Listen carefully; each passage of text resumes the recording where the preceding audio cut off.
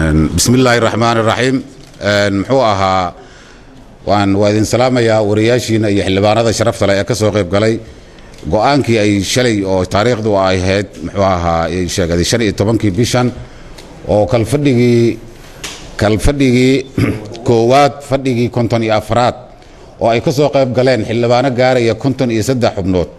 أو محوها أي قد ذي المدبل كله إلا دور إلى 20 عشاء budget ka ay soo gudbiyeen wasaaradda maaliyadda ee dawlad goboleedka Jubbaland kalfadhigi shalay ay yeesheen xildhibaanada oo horka aan kor ku soo sheegay tiradii fadhiday oo ahayd 53 waxa cod aqlabiyad leh oo muxuu ahaa gaaraya 42 xubnood ay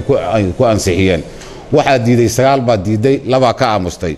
sida daraadeed muxuu ahaa dawlad goboleedka baarlamaanka Jubbaland oo maanta aan magacooda ku hadlayo xubnihiin halka ay fadhiyaan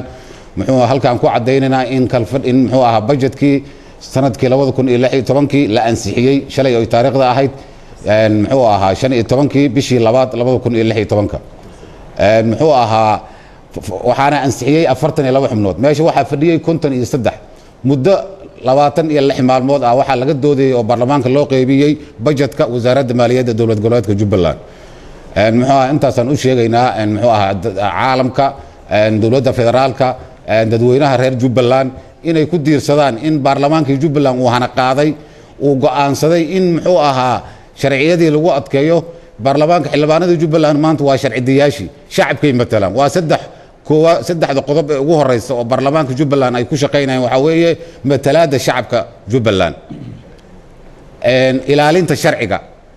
iyo la xisaabtanka wasaaradda maaliyadda 26 maalmood u fadhinay waxa ay soo qoreen وزارة الدولة يوسف قد بسي إلا إن وزارة مالية waxay soo gudbinaysaa budgetka wasaaradda hodan marka wasalaam alaykum rakala iga dambeyn doona waxaan ku wareejinayaa xildhibaan Cabdikariin inuu faahfaahin yar bixiyo asagana waa mahadsantiin salaam alaykum baa saxaafada iyo dhamaan beesha bulshooyinka Jubbaland waan salaamayaa sidoo kale xildhibaanka sida uu sheegay weeye miisaaniyadda shalay oo ahayd 15 bishii 2016 ay ansixiyeen xildhibaanada Jubbaland wuxuu soo maray processkii la marin jiray miisaaniyad markii la ansixinayo oo ahayd in cid ku shaqo lahayd ay soo diyaarisay marka hore miisaaniyadaas ka bacdi ay soo gudbisay golaha wasiirada ee Jubbaland golaha wasiirada Jubbaland ay ayaguna sidaas oo kale isku raaceen golaha wasiiraduna ay u soo baasmareeyeen golaha xildhibaanada Jubbaland xildhibaanada Jubbaland sida uu sheegay xildhibaankii ugu horeeyay waxay qaadatay processkaas ka doodistiisa iyo akhriskiisa muddo ku dhow bil muddadaas ay ka doodayeen ka bacdi waxay ansixiyeen xilligaas oo ahaa shalay oo taariikhdu ahayd 15 bishii 2016 budgetka ay ansixiyeen totalkiisu wuxuu ahaa 12 milyan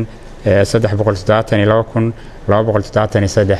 milyan buu ahaa waana sanadka 2016 bay ahaa budgetkaas waxaana soo gudbiyay golaha wasiirada waxaana baas mareeyay golaha shacabka Jubbaland marka saas darteed miisaaniyaddii 2016 way ansixiyeen xildhibaanada Jubbaland waxaan u sheegaynaa marka cid kasta oo arrimaha Jubbaland caawisa ama dan kale in miisaaniyaddii Jubbaland la ansixiyay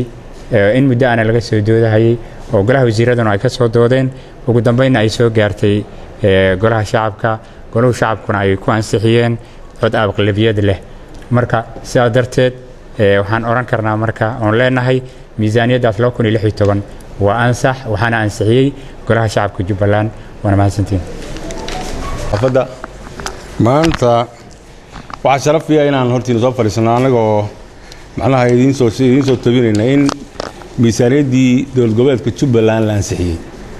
sida xildhibaanada ugu horeeyay ay sheegeen miisaaniyadda la ansixiyay ee Jubbaland maanta golaha baarlamaanka la keenay 15 bishii 2 waxay ahayd 12 milyan 372,273 doolar bay ahayd iyadoo ay miisaaniyaddaasi isugu jirto miisaaniyaddii golaha fulinta iyo tii baarlamaanka labadaba ay isugu jirto iyadoo ay miisaaniyaddaasi kala cadahay si cad u kala cadahay waxay dawladda muxuu ahaayeen Jubbaland wixii soo gala iyadoo lagu salaynayo sidii la sheegay cod aqlabiyada lagu ansixiyay dood dheer baa soo maray waxaan u sheegaynaa waxaan rabnaa inaan cadeyno in miisaaniyadaasi processka rasmiga ah ee loogu talagalay ay soo martay muxuu ahaa bulshada caalamkana waxaan ku codsanaynaa in dawladda Jubbaland maadaama ay soo cadaysay wixii soo galay kuna salaysay wixii iyadu ay haysatay baarlamaankuna uu bit by bit uu kala qaaday lagana dooday lana ansixiyay in muxuu ahaa dawladda federaalka iyo muxuu ahaa bulshada caalamku ay ku garab istaagaan budgetka isaga ah sababta waa horumar dawladda muxuu ahaa Jubbaland ay gaartay in budgetkii maanta la ansixiyo muxuu ahaa lana shaaciyo sidaa darteed waxaan leenahay bulshada caalamka iyo dawladda federaalka waa lagu garab istaagay dawladda muxuu ahaa Jubbaland miisaaniyada ay soo samaysay aad baan u mahadsantihiin